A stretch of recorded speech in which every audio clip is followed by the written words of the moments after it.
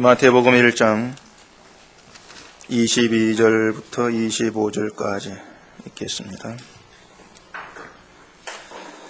이 모든 일에 된 것은 주께서 선지자로 하신 말씀을 이루려 하심이니 가라사대 보라 처녀가 잉태하여 아들을 낳을 것이요 그 이름은 임마누엘이라 하리라 하셨으니 이를 번역한즉 하나님이 우리와 함께 계시다 함이라.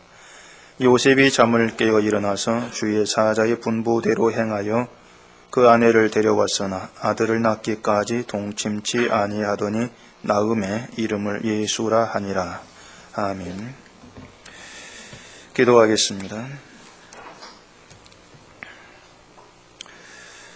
임마누엘 하나님이 우리에게 어떤 하나님인가를 오늘도 알게 하시옵시고 우리가 내 속에 품고 믿고 의지하는 하나님이 이 땅에 임마누엘로 오신 그 하나님이 되어지게 주시옵소서. 예수님 이름으로 기도합니다. 아멘. 종교개혁자 마틴 루터라는 사람이 이런 말을 했습니다. 예수님이 지옥에 계신다면 나는 지옥을 택하겠다.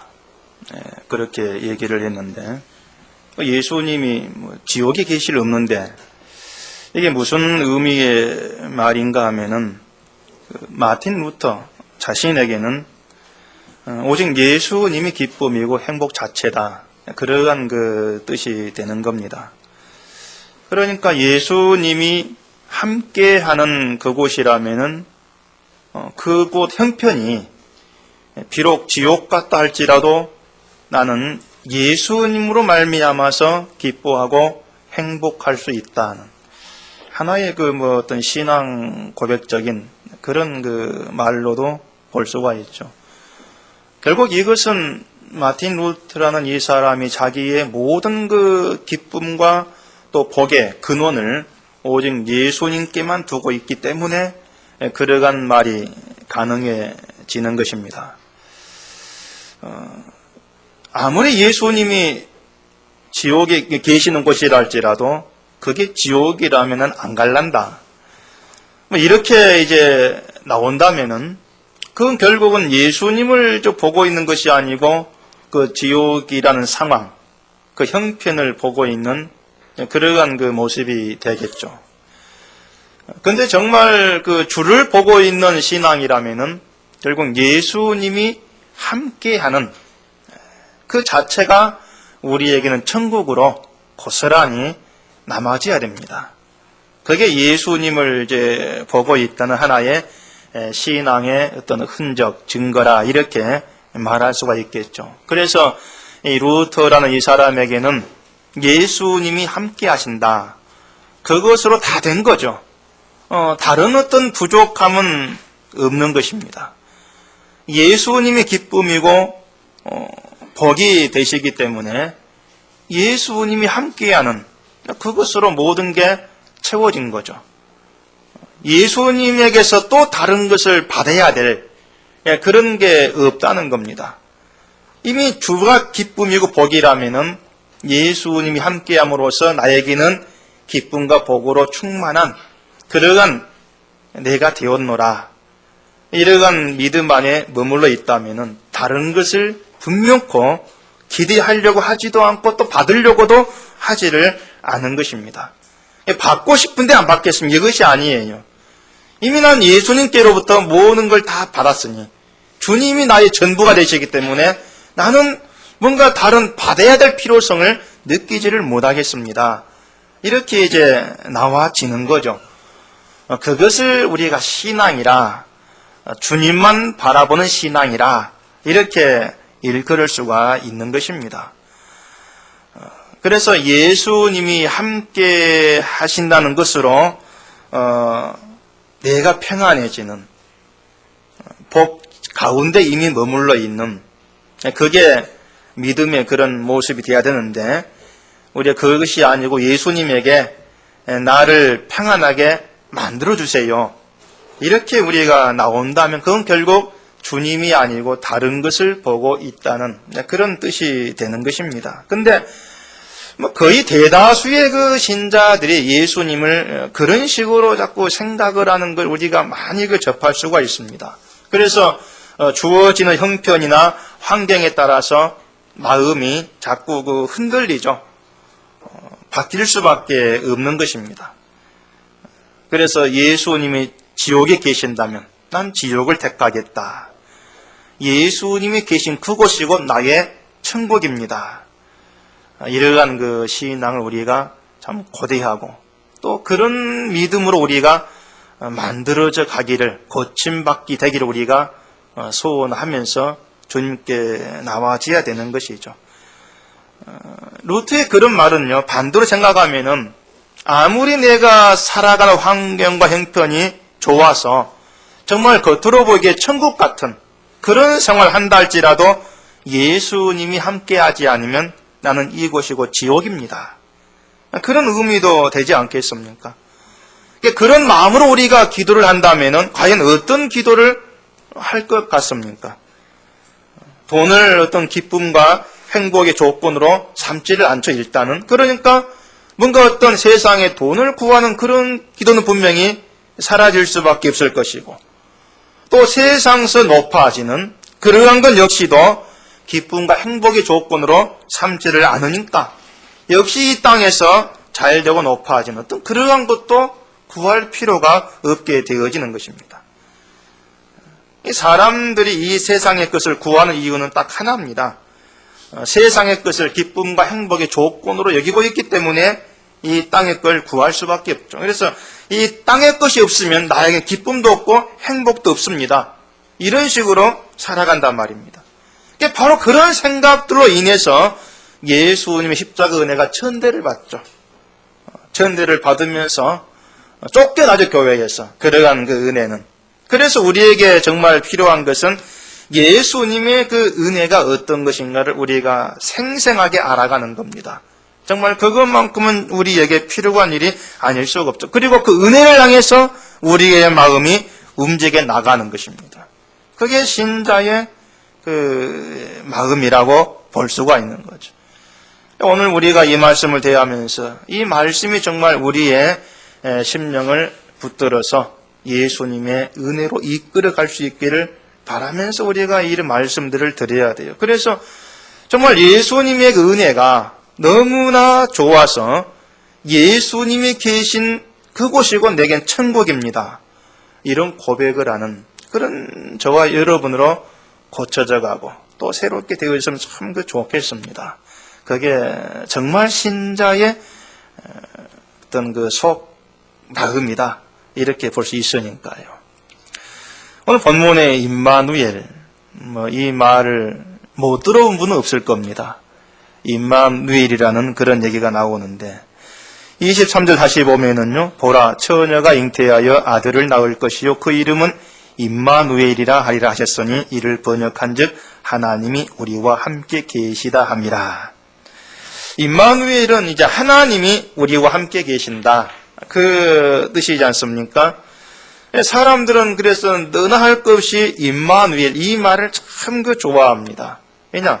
하나님이 함께 계신다 그 뜻 때문에 임마누엘을 굉장히 좋아해요. 그런데요, 이 임마누엘이라고 하는 이 말의 의미를, 하나님이 함께한다 이 말의 의미를 굉장히 잘못 이해하고 좋아합니다. 멋모르고 좋아하는, 이렇게 보시면 되는 겁니다. 누누이 제가 말씀을 드린 얘기지만은 보면 사람들이 좋아하는 구절이 딱 정해져 있어요. 여러분들 성경 펴가지고 줄진 부분 보십시오. 어디에 줄을 쳤는가. 그 줄진 부분은 분명히 여러분과 좋아하는 그런 구절이 십상입니다. 그런데 좋아하는 그 구절들이 거의 다가요, 100%에도 맞을 겁니다. 성경서 말하고 의미와는 전혀 다르게 이해를 하고 좋아를 합니다. 전혀 다른 뜻인데 막 좋아하는 거죠. 예를 들어서요, 하박국의 보면 3장에 오면은 주는 주의를 수년 내에 부흥케 하소서, 아시는 그런 구절이 있지 않습니까? 이 성경에 딱 한 번 나오는 이 부흥이라는 이 단어 때문에 이 사람들은, 특히 이제 목사님들이 굉장히 그 구절을 좋아합니다. 근데 이 하박국서에 말하는 이 부흥이라는 그 단어는요, 우리가 생각하는 그런 부흥의 단어가 아닙니다.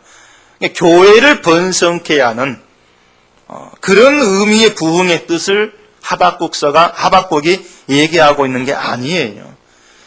하박국이 그 말을 하는 것은요, 당시 유다가 하나님의 말씀은 전혀 순종치 않고 우상만 뎁다 섬기면서 악한 길로만 갔던 그런 그 시대였거든요. 그런 유다에게 하나님이 합당하고 공정한 심판을 좀 행해가지고 유다를 정화시켜서 좀 깨끗하게 해서 거룩한 하나님 백성으로 새롭게 만들어 주십시오. 그런 의미에서 한 말이 수년 내에 부흥케 하소서, 그 말이 되는 것입니다. 그러니까 하박국 선지자 생각한 부흥이라는 것은요, 죄로 가득한 이 세대를 하나님이 심판을 해서 새롭게 되는 겁니다. 그게 하박국이 생각한 부흥이었습니다. 그러니까 교인 수하고는 전혀 상관이 없는 내용입니다. 오히려 달리 말하면은 우리를 심판해서 징벌을 해가지고 참 나 같은 악한 자를 좀 새롭게 고쳐주십시오. 그게 부흥의 의미가 되는 거예요. 근데 사람들이 부흥이라는 단어 달랑 하나를 가지고 마치 하나님의 뜻이 교회를 번성시키는 것처럼, 그게 하나님 뜻인 것처럼 선전을 해야 되지 않습니까? 이런 것 하나만을 봐도 오늘날 이 세대가 비록 성경책을 손에 쥐고 있지만은 얼마나 이 성경에 관심이 없는가 하는 게 연실히 드러납니다. 전혀 엉뚱하게 생각하는 게 하박국서 이것 하나만이 아닙니다. 끄집어내라 하면 한 점씩 나옵니다. 성경 전체를 이처럼 자기 입맛에 맞게 막 주물러대면서 새로운 자기 성경으로 만들어버리는 것. 그게 사실 지금의 그 형편이라고 말하지 않을 수가 없죠. 그래서 정말 이 지금의 교회가 사는 길은 이 성경을 제대로 좀 보면서 바르게 해석해 가는 것. 그게 아니면 교회는 정말 희망이 없습니다.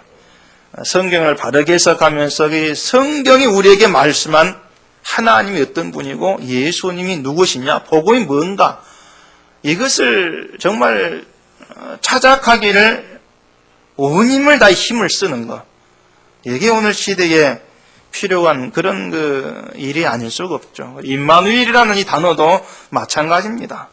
이 사람들은 하나님 함께한다, 그냥 이 뜻만을 가지고서 임마누엘, 그것이 마치 자기에게 모든 것을 해결해 주는 어떤 그런 희망적인 그런 말로 받아들이고 있는데, 그것은 미신적인 사고방식에 불과할 뿐이에요. 하나님이 함께 하신다는 것을 마치 신자가 위험에 처하면 위험서 건져주고 보호해주고 또 우리에게 모든 소원을 다 이루어주는 그런 의미에서 하나님 함께함, 임마누엘, 이렇게들 다 생각을 해버린다는 거죠.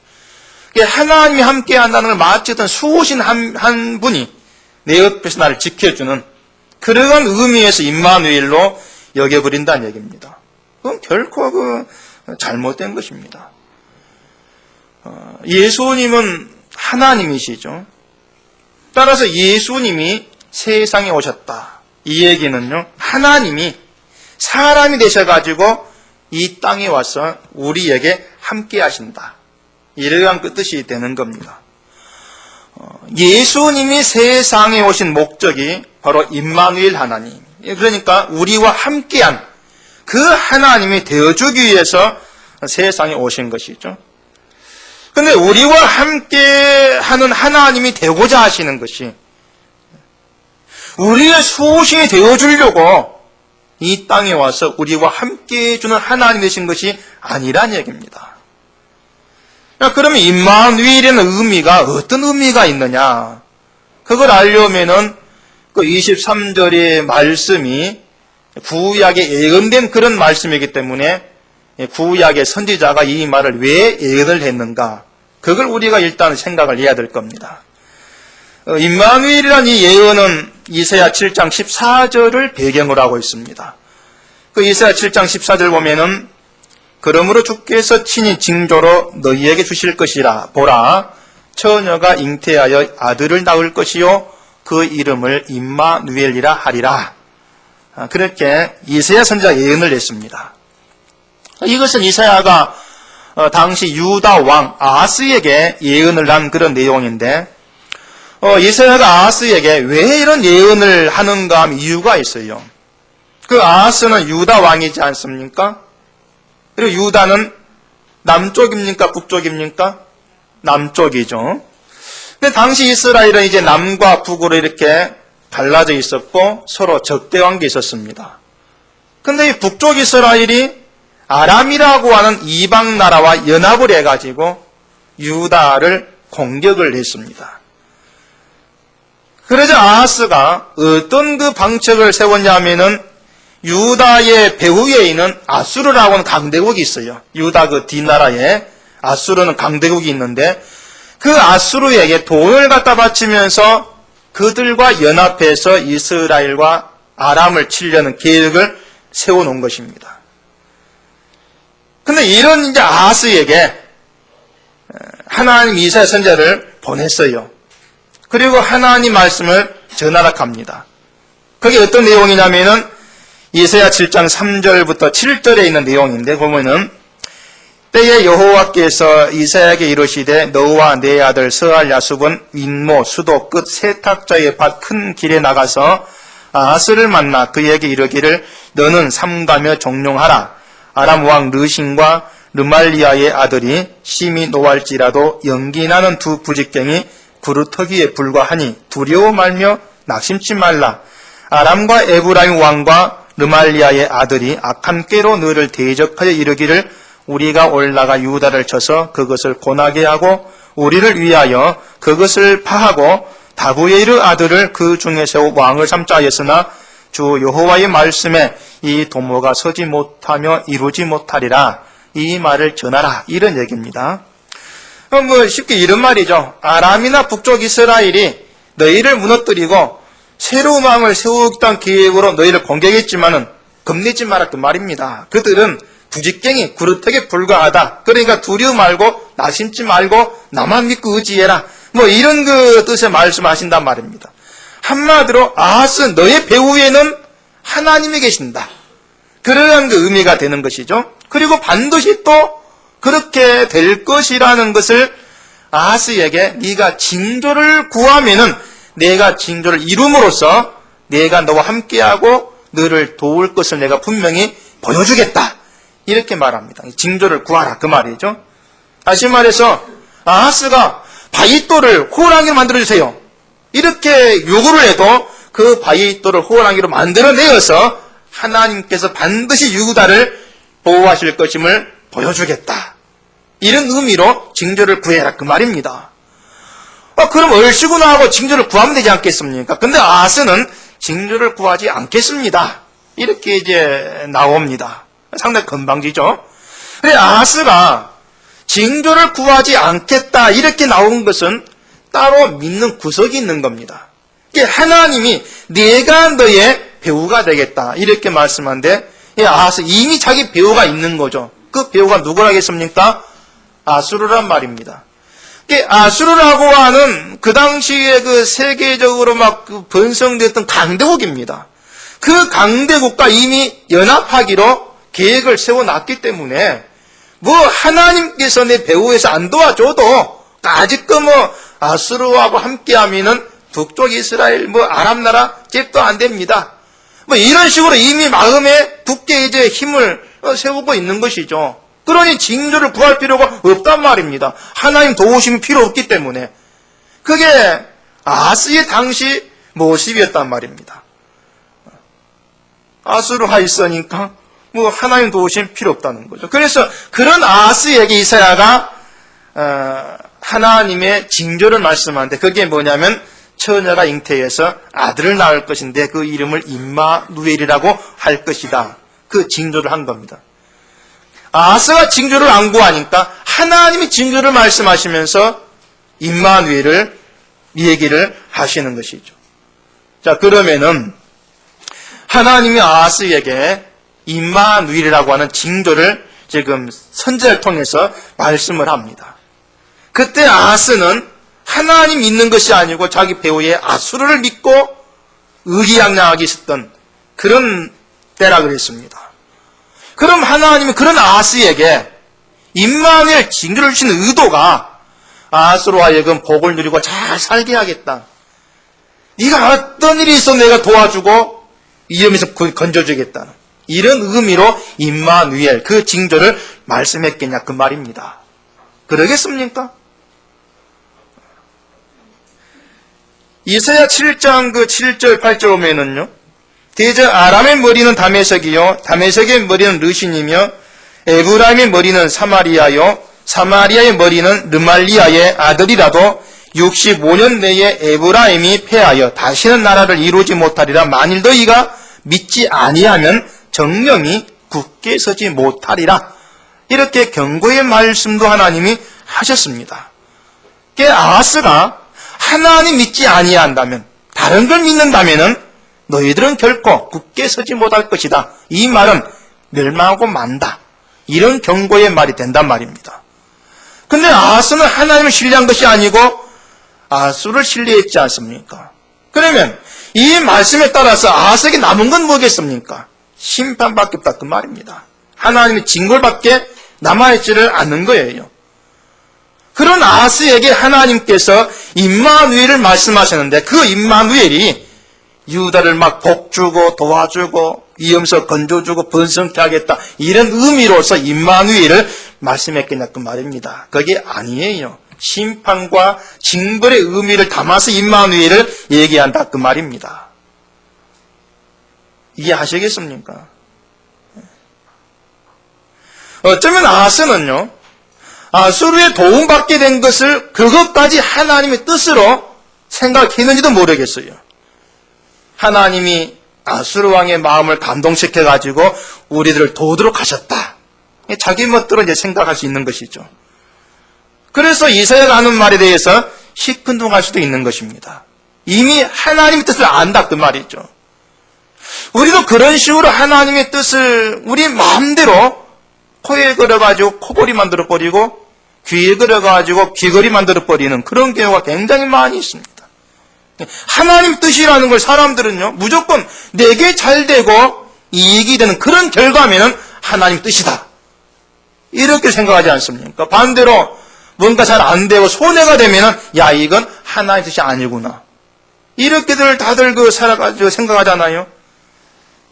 여러분도 하나님의 뜻을 그런 식으로 생각해 본 적 없습니까? 있을 것 같은데요. 아니면 지금도 그런 식으로 생각할지도 모르겠습니다. 가령 통닭집을 시작을 했는데 자꾸 얘가 나오면 고기 얘기가 밖에 안 나와요. 통닭집을 시작했는데 하자마자 조리도까지 퍼져가지고 이게 문 닫게 생겼다. 이래 되면은 야 이건 주의 뜻이 아닌가 보다. 이렇게 생각하지 않습니까? 또 음식점을 시작했는데 하루아침에 갑자기 단체로 식등도 걸려가지고 보상한 돈 다 날아가 버리고 그런 일이 생기면은 야 이거 주의 뜻이 아닌가 봐. 이렇게들 자꾸 생각을 몰아간단 말이죠. 반대로 일이 잘 돼가지고 통닭집이 막 커져서 10개, 20개 그렇게 막 번성하면은 야 이건 주의 뜻이야. 이렇게 생각하고 말이죠. 이런 것들이 바로 뭐냐면은 미신적인 요소로 하나님 믿는 겁니다. 주의 뜻이라는 것도 뭔가 미신적인 요소를 자꾸 생각을 한다 그 말입니다. 그러니까 하나님이 함께한다 이런 의미 임마누엘도 이런 미신적인 의미로 생각하는 그런 게 많이 담겨 있을 수가 있는 것입니다. 하나님의 뜻이 아닌 것은 하나님이 이 일이 잘 안 되게 해가지고 막아낸다 이래 생각하는 것들. 또 하나님의 뜻인 것은 이 일이 잘 되게 도와준다 이런 것들요. 그게 바로 미신적인 생각이라는 거. 그걸 여러분이 좀 아셔야 돼요. 그러니까 세상에 생각하는 신이 다 그런 것이거든요. 잘 되면 신의 도움, 안 되면 아닌 것. 그래서 일이 잘 안 되면 사람 어디를 갑니까? 어디를 가요? 일이 안 될 때? 예? 점쟁이집. 여러분 안 가보니까 몰라는 거라. 가본 사람 아는데. 점쟁이를 찾아갑니다. 왜 내 일이 잘 안 됩니까? 우선 재수가 없는 일이 들어있는 건 아닙니까? 그런 거 알고 싶은 거죠.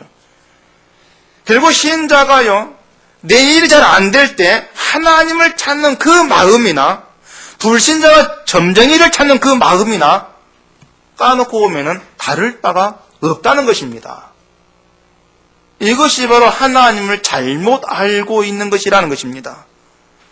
아하스도 아수르라고 하는 든든한 배경을 마련해 놓고 그것을 하나님의 어떤 도우심으로 그렇게 생각을 했다면은 하나님이 자기를 돕는다는 다른 징조를 구할 필요가 없는 거지, 이미 도움받고 있기 때문에. 그래서 징조를 안 구한다, 이렇게 반응할 수가 있단 말입니다. 이처럼 징조를 구하지 않겠습니다. 그 말의 의미가 뭐냐면 난 다른 믿는 구석이 있습니다. 다른 게 있습니다. 이런 뜻인데 그런 아하스의 이사야가 이런 말을 한다 그 말이죠. 7장 13절 보면은 이사야가 가로되 다윗의 집이여 청컨대 들을지어다 너희가 사람을 괴롭게 하고 그것을 작은 일로 여겨서 또 나의 하나님을 괴로우시게 하려느냐, 그런 얘기를 하고 있습니다. 여기 이사야가 나의 하나님이라는 그런 말을 하죠. 제가 만약 여러분에게요, 나의 하나님을 괴롭게 하지 마세요, 이렇게 말하면 여러분은 그 말을 어떤 그 뜻으로, 어떤 느낌으로 받겠습니까? 나의 하나님 괴롭게 하지 마세요. 그 말의 어떤 그 느낌에는요, 여러분의 하나님은 하나님이 아니다, 그런 느낌을 싣고 있는 것입니다. 그게 나의 하나님이란 말의 의미가 되는, 그러니까 나의 하나님하고 너희의 하나님은 다르다는 그런 얘기죠. 그래서 이사야가 나의 하나님 이런 말을 하는 것은요, 이사야의 하나님은 아하스가 알고 있는 하나님과는 다르다는 그런 뜻으로 나의 하나님, 이런 용어를 지금 쓰고 있다, 그런 얘기입니다. 그래서 이사야의 하나님은 아하스가 알고 있는 하나님이 아니기 때문에 나의 하나님과 너의 하나님은 다르다, 결국 구별을 얘기해버리는 것이죠. 아하스는 유다 가문이지 않습니까? 하나님이 약속이 주어진 그런 가문입니다. 근데 그러한 유다가 전혀 다른 하나님을 하나님으로 알고 살고 있습니다. 자, 어떻게 해야 되겠습니까? 결국 그 유다에게 참된 하나님을 알리는 그런 방향으로 하나님은 일을 하실 수밖에 없는 것입니다. 따라서 하나님이 유다를 징계하시고 심판하신다면 그 모든 것은 하나님 믿지 않는 유다를 벌주겠다, 이런 차원이 아니고 참된 하나님이 어떤 분인가를 알라는, 하나님을 나타내시고 알리시는 사랑과 국민의 의미에서 심판이고 징벌이 될 수가 있는 것이죠. 따라서 그런 심판과 징벌에서 하나님의 사랑과 풍요를 보게 되어진다면 그 사람이 바로 하나님을 제대로 만난 참된 백성이라는 것이 드러나게 되는 것입니다. 임마누엘이 바로 그런 의미를 담고 주어지는 것입니다. 하나님이 함께해서 도와주고 지켜주겠다, 이런 미신적인 개념이 아니고 참된 하나님이 어떤 분인가를 전혀 다른 하나님 쫓고 있는 우리에게 알리시고 나타내시고 증거하시겠다, 이런 의미로서의 임마누엘, 이렇게 말씀을 하고 있다 그 말입니다. 예수란 이름의 뜻이 뭐라겠습니까? 그가 자기 백성을 죄에서 구원할 자, 그게 예수란 이름의 뜻이라겠습니다. 자, 자기 백성이란 말이 나오죠. 예수님에게는 예수님 백성이 따로 있는 것입니다. 따로 있어요. 이사야가 나의 하나님, 너의 하나님 구분한 것처럼 예수님은 세상 사람을 자기 백성과 백성이 아닌 자로 갈라버립니다. 따라서 예수님의 오심은 자기 백성에는 구원이 되지만은 백성이 아닌 자에게 뭐가 됩니까? 심판이 될 수밖에 없다는 얘기죠. 예수님은 하나님이라겠죠. 따라서 예수님이 이 땅에 오셨다는 것은 하나님 오셨다, 그런 뜻이고, 그렇다면 세상은 예수님을 봄으로써 하나님을 알 수 있게 되어진 것입니다. 근데 만약에 세상이 여전히 자기가 생각하는 자기 하나님 고집하고 있다면 예수님을 배척하고 쫓아낼 수밖에 없는 것입니다. 내가 아는 하나님은 아니기 때문에 이들이 바로 예수님 말한 자기 백성이 아니란 것입니다. 예수님께서 말씀한 자기 백성은 예수님이 참된 하나님이란 걸 알고 내가 알고 있던 하나님을 무너뜨리고 예수님으로 인해서 증거된 그분을 나의 하나님으로 모시고 영접한 바로 그들을 가리켜서 자기 백성이라 이렇게 얘기를 하는 것이죠. 그런데 예수는 어떤 분이었습니까? 자기 백성을 저에게서 구원하러 오셔가지고 하신 일이 뭐냐면 자기를 낮추시는 것이고 십자가에 피 흘려 죽으시는 것이 예수님이 할 일이었습니다. 한 일이었죠. 또 세상에서는 머리둘 것도 없는 그런 삶의 길을 주님은 가셨단 말입니다. 바로 그분이 하나님이란 말이죠. 예수님은 자기 존재를 이 땅에 굳건히 하기 위해서 살지를 않았습니다. 자기를 버려버리고 하나님 말씀에 순종함으로써 하나님 뜻이 이루어지는 그 길만을 가셨던 것입니다. 그 길을 좁은 길이라고 말합니다. 그분이 하나님이란 말입니다. 그러면 신자가 예수께 나올 때에 자기 존재를 이 땅에 확고하게 세우게 하는 그런 목적을 가지고 나온다? 그럼 그 사람은 예수를 만나지 못한 사람입니다. 예수를 보지 않는 것이죠. 또한 하나님에게 나의 존재를 이 땅에 굳게 세우기 위해서 뭔가 이 땅에 힘을 구한다? 그러면 아직 그 사람은 다른 하나님, 나의 하나님이 아닌 너의 하나님을 여전히 자기의 하나님이 섬기고 있는 그런 모습에 불과할 뿐이라 그 말이죠. 다른 예수고 다른 하나님이라 그런 얘기입니다. 하나님은 우리를 하늘의 본향으로 인도하기 위해서 일하시고 계십니다. 그런데 우리가 생각한 하나님이 세상에서 나의 존재를 굳건히 세워주는 그런 길로 나를 이끌어가는 그런 하나님으로 우리가 내 속에 품고 있다면 그건 분명히 말씀드리지만 하나님이 아닙니다. 가짜 하나님이란 말입니다. 하나님은 우리를 하늘의 본향으로 인도해 가시고 또 세상에서의 삶을 잘 되게 해주는 그런 하나님으로들 많이 생각하는데 소위 영육간에 복 준다는 그런 하나님이죠. 그런데 사람이요 세상에서 잘 되고 내가 굳건히 세워지게 되면은 하나님 안 믿습니다. 지금도 하나님은 안 믿는데 돈 많고 걱정할 거 없는 그런 생활 대봐요. 하나님 믿는 거 귀찮을 수밖에 없죠. 안 믿습니다. 그래도 혹시 내가 이 행복 깨질까 봐서 수호신앙을 마련하려고 하나님 찾는 척 할지는 모르겠지만은 이미 믿는 게 있기 때문에 하나님 믿고 내가 낮아지는 그런 길을 가기를 마다하지 않고 살아가는 그런 믿음에서는 멀어질 수밖에 없는 것입니다. 그게 우리의 그 어떤 모습일 수밖에 없는데 하나님께서 뭐 영육간에 잘 되는 길로 인도하신다. 그런 하나님은 존재체를 않습니다. 그래서 하나님 우리로 하여금 하늘의 본향을 사모하게 하시고 그쪽에만 모든 마음을 두게 하기 위해서 때로는 우리를 치기도 하시는 겁니다. 우리가 믿고 의지하는 걸 잘라내버리는 그런 방식으로 우리와 함께 하신다 그 말입니다. 그게 진짜 임마누엘이에요. 하나님이 이런 분이라는 것을 누가 알게 되느냐?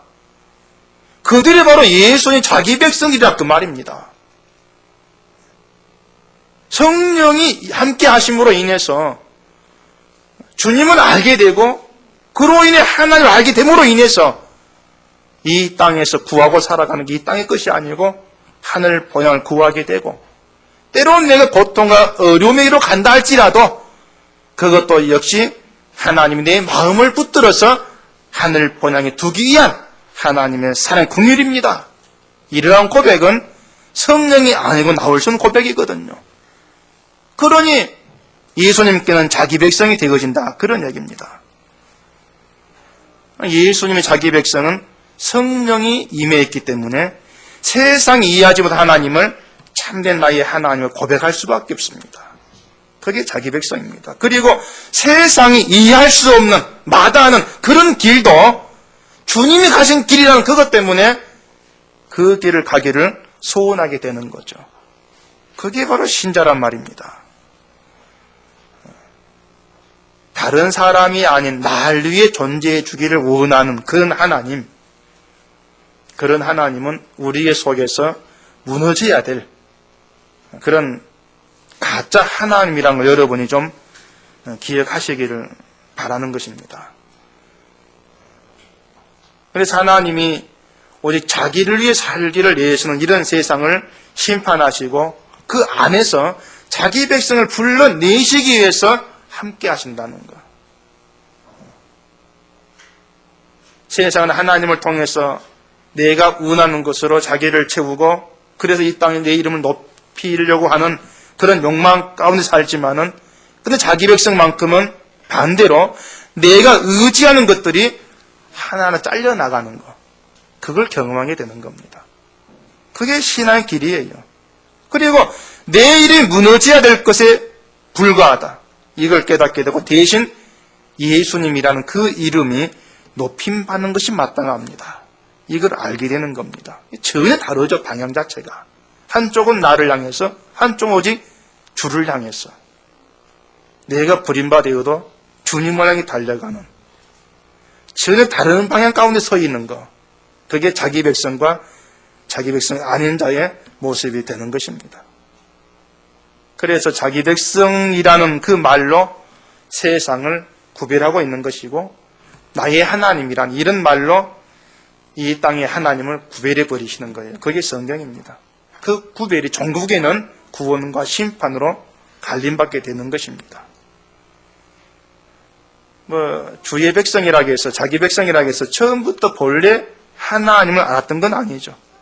본래는 우리 모두가 세상과 똑같이 날 위하는 그런 어떤 수호신을 가슴에 품고 살아가는 그런 수준이었습니다. 그런데 성령이 오셔서 십자가에 피 흘려 죽으신 주를 보게 하시고 그 예수님에게서 하나님을 보게 하시는 것입니다. 그래서 전에는 어려움을 당하게 되면은 왜 내가 이런 일 겪어야 됩니까? 이해를 못하는데 십자가에 피 흘리신 예수님을 만나고 나서는 내가 바로 심판을 받고 죽어야 될 그런 존재입니다.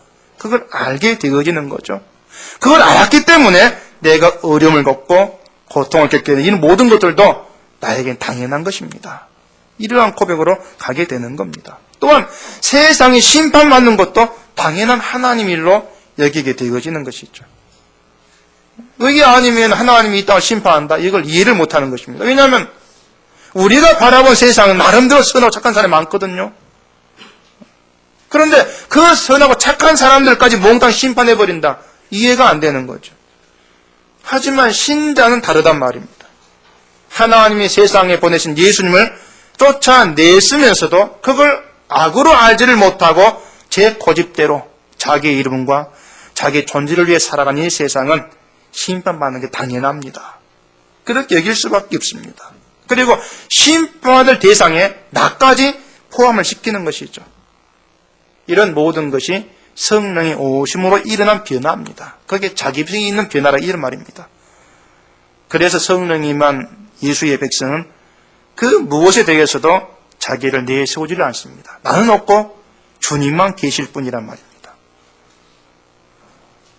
신자가 예수님의 은혜를 알았다면 이제 하나님께 내게로 와달라 이렇게 하지를 않습니다. 이미 하나님이 사람이 되셔서 내게 와 계시기 때문에 그걸 알았기 때문에 와달라 이렇게 말하지 않아요.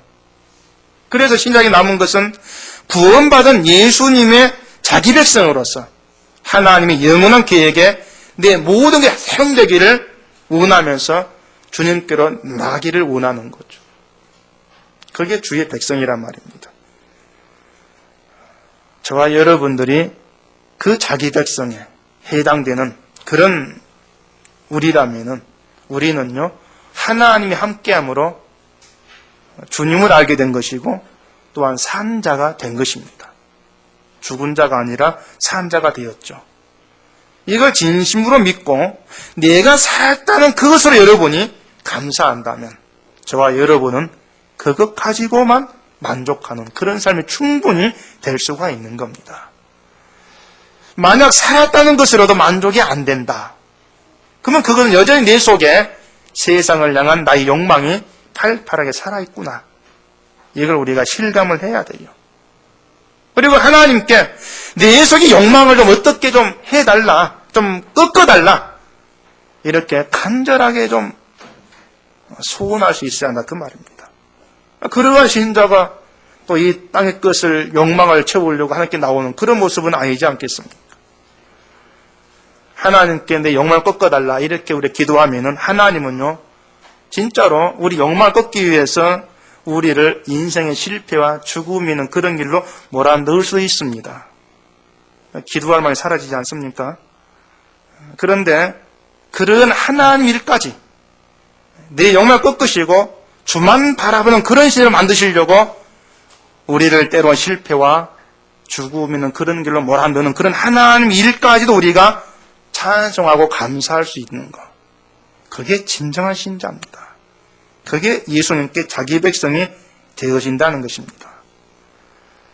이처럼 우리의 모든 마음들이 정말 임마누엘 예수님에게로만 향할 수 있기를 바라는 겁니다.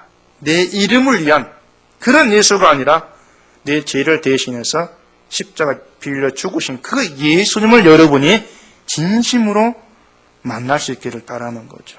그래서 예수님이 함께 하신다. 그래 내가 살았다. 나는 생명에 거하는 그런 자가 되었다. 그 하나로만 가지고도 감사할 수 있고 찬송하면서 세상에서의 삶보다도 하늘 번왕에서 영원한 삶에 우리 모든 마음을 두고 살아가는 그런 저와 여러분 되어지기를 바랍니다. 기도하겠습니다. 우리 아버지 하나님, 임마누엘 예수로 이 땅에 오신 그 예수님이 어떤 분인가를 십자가를 통해서 우리가 늘 확인하게 하시옵시고 그 십자가 앞에 나올 때마다 나 같은 존재 참 심판을 받아 마땅합니다는 그런 고백에 있는 저희가 되게 주시옵기를 원합니다. 그러기 위해서 우리들 나의 심판을 대신 담당하신 그 주의 십자가 아래에서 주님의 은혜에 깊은 감사와 기쁨이 있는 저희가 되게 하시옵시고 정말 예수님이 너무 좋아서 주님이 계신 그곳이 나의 천국입니다. 이런 고백과 함께 우리 모든 마음을 하늘 그 본향에 주님 계신 그 나라에 두고 살아가는 저희가 되게 해주시옵소서. 예수님 이름으로 기도합니다. 아멘.